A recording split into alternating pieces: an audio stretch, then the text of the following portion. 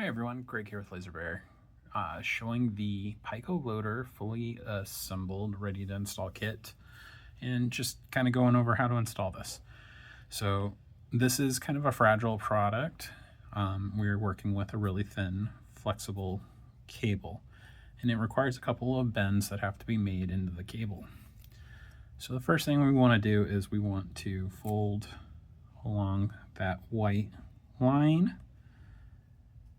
And we don't want it to be fully folded, we just want to crease it a little bit so that it stays kind of in that shape.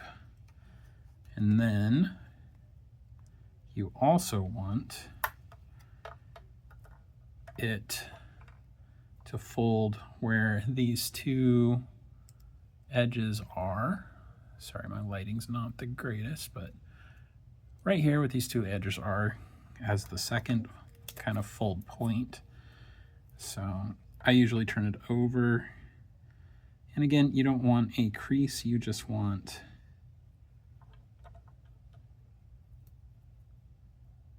just like that.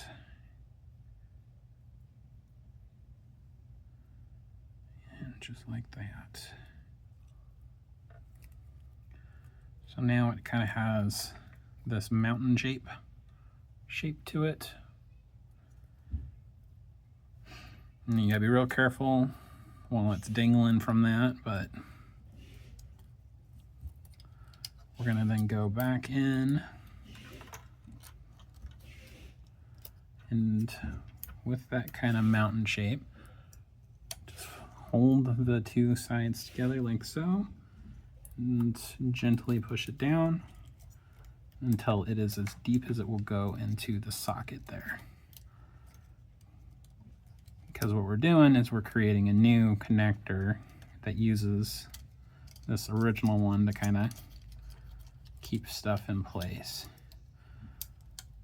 And bring your, I believe it's the inside here of this post that's over here. Now that that is in place, we're gonna get the, and actually while I'm waiting, I'm gonna just set it like that. So we're gonna get the DVD drive ready, and for that, we wanna bend this forward a little bit just to give ourselves a little bit of room. So if you just take a pair of pliers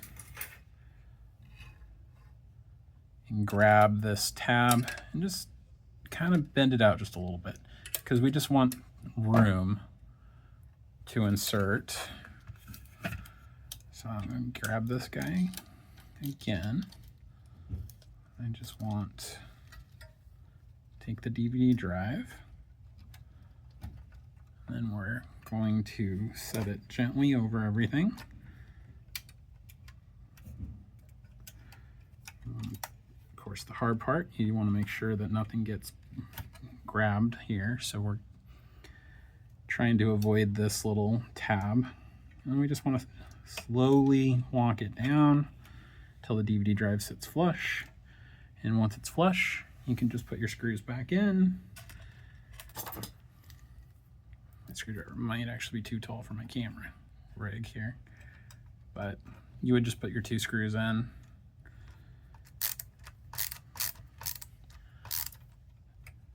But you want to do that as soon as you can, just so that you don't risk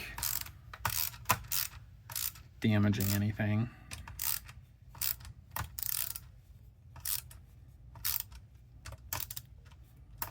And just like that, the install is done.